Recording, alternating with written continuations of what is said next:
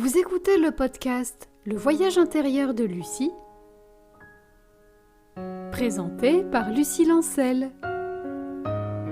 Le voyage intérieur de Lucie, changez votre regard, vous êtes extraordinaire. Bienvenue pour cet étrange voyage où votre guide est une personne non-voyante qui vous invite à changer votre regard sur vous-même et sur la vie. Je vous souhaite la bienvenue pour la première partie de cet épisode qui s'intitule « Pourquoi changer son regard intérieur ?» Un jour, je lisais un roman et je suis tombée sur cette phrase « Vous attirez ce que vous vibrez. Si vous vibrez de l'amour, vous allez recevoir de l'amour. Mais si vous vibrez de la colère, vous allez recevoir de la colère. »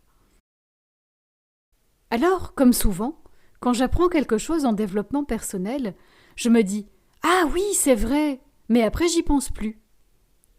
Jusqu'à mon premier jour de formation podcast. Pour vous resituer un peu le contexte, ça y est, j'ai sauté le pas, je viens de m'inscrire, mais je n'ai eu mon formateur qu'une fois au téléphone. Je ne le connais donc pas vraiment. Je ne connais pas non plus les autres participants. Pour moi, c'est donc le grand saut dans l'inconnu.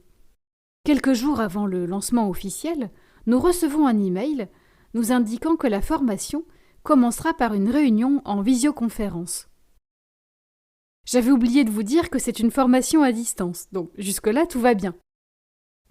Au cours de cette réunion, nous prendrons le temps de découvrir le site internet tous ensemble pour voir comment ça fonctionne et vérifier que tout va bien. Là déjà, mon mental commence à s'emballer. Je me dis que si je dois découvrir le site en même temps que les autres participants, ça va être compliqué. Bah oui, parce que je vais pas être très dégourdie, je vais mettre 3 plombes à me repérer et je vais ralentir le groupe. En fait, moi j'ai toujours eu cette croyance d'être plus maladroite, moins dégourdie que les autres.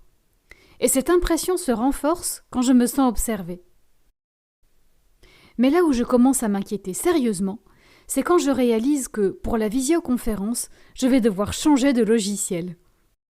Moi, j'utilise Zoom, mais là, on va passer par Google Meet. Du coup, je vais aussi devoir changer de navigateur Internet, puisqu'il est vivement recommandé d'utiliser Mozilla Firefox ou Google Chrome. Mais je les connais pas, ces logiciels, moi.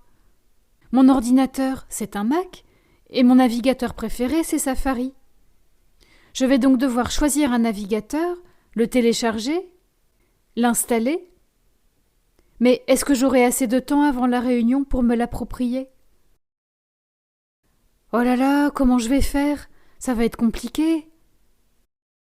Bon, alors, je choisis Mozilla Firefox, je l'installe, je m'entraîne, mais j'ai un peu de mal quand même.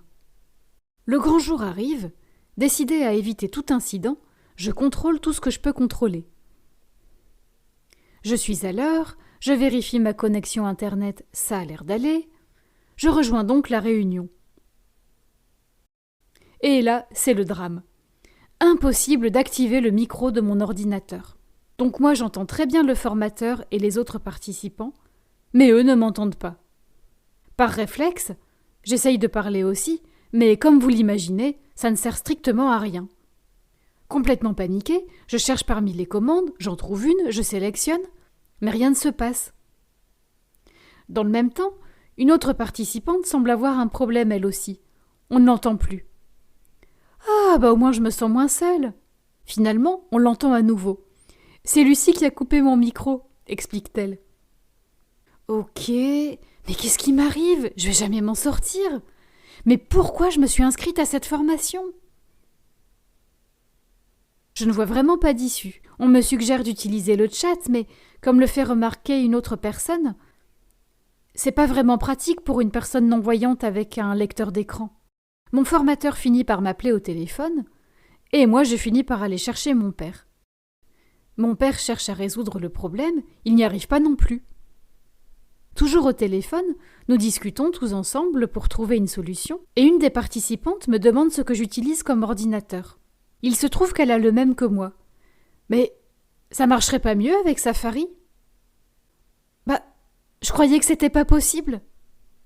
Ni une ni deux, je vais sur Safari et, miracle, ça marche. La réunion peut enfin commencer et Ça se passe bien, ça va. Malgré tout, une fois la réunion terminée, je me dis que c'était encore pire que ce que j'avais imaginé. Mon ego triomphe. Bah tu vois, ça s'est passé exactement comme on l'avait dit. T'as été maladroite, t'as ralenti le groupe, la réunion a commencé en retard à cause de toi. Qu'est-ce qu'ils vont penser de toi les autres maintenant ? Mais au bout de quelques jours, quand la tempête émotionnelle s'est un peu calmée, la petite phrase du roman me revient. J'attire ce que je vibre. Et là, je comprends. Je suis arrivée à cette réunion convaincue d'avance que j'allais être en difficulté. Si vous réécoutez le début de l'épisode, vous n'êtes pas obligé, mais vous remarquerez que les mots comme galérer, compliqué, maladroite reviennent très souvent.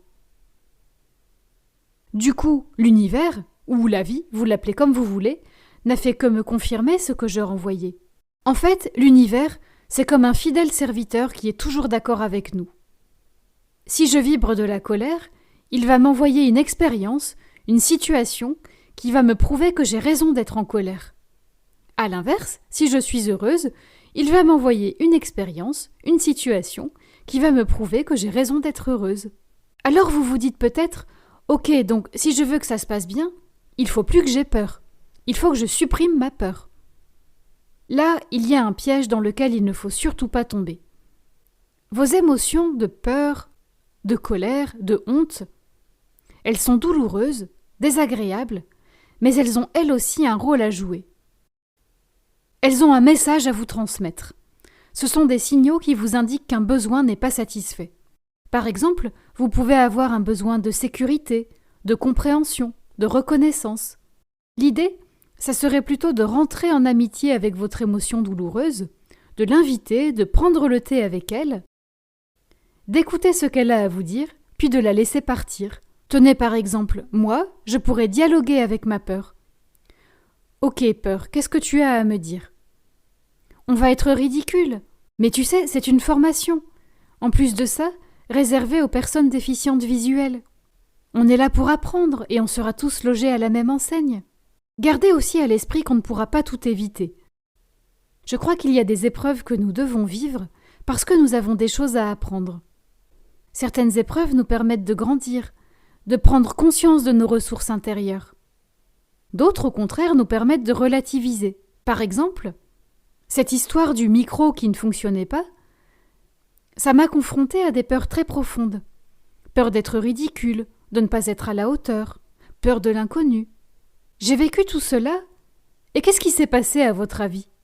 Est-ce que les autres se sont souvenus de moi comme celle qui coupe les micros des autres ? Elle vient à la réunion, celle qui coupe les micros des autres ? Bon, si c'est le cas, ils ne me l'ont pas montré. Au contraire, ils ont été extrêmement bienveillants. Donc finalement, on peut dire que j'ai vécu mon scénario catastrophe, mais j'y ai survécu. C'était pas si grave en fait. Peut-être aussi que nous devrions changer de regard sur ce que nous appelons échec. Ce n'est pas un échec, c'est un nouvel apprentissage. Et au moins, pour moi, la conclusion positive de cette expérience, c'est que ça m'a donné l'idée de cet épisode. C'est la fin de la première partie de cet épisode. Dans la seconde partie, je reviendrai sur ce thème et je vous raconterai ce qui peut se passer quand on arrive à changer son regard intérieur sur les événements.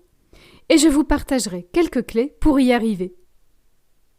D'ici là, prenez soin de vous et si le cœur vous en dit, n'hésitez pas à me laisser un message sur la page Facebook du podcast.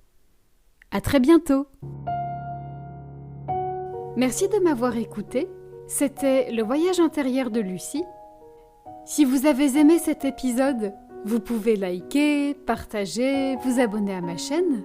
Ce podcast est disponible sur toutes les plateformes numériques, Apple Podcasts, Spotify, Google Podcasts, Deezer, etc. Et si vous souhaitez me contacter pour commenter un épisode, partager votre expérience, n'hésitez pas à vous rendre sur la page Facebook du podcast. Je vous mets le lien dans la description. Je vous retrouve très prochainement pour un nouvel épisode du podcast Le voyage intérieur de Lucie. Le voyage